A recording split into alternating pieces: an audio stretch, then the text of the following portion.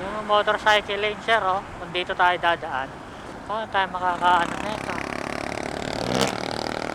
Makakadan ba tayo dito? Motorcycle lane.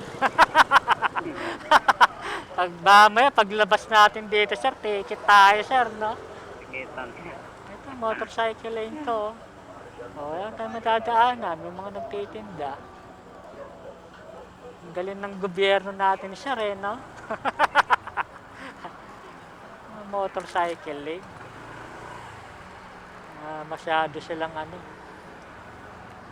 magagaling. Ay, sir, oh, motorcycle lane, no? Ang daming mga nagtitinda. Paano madadaanan natin yan?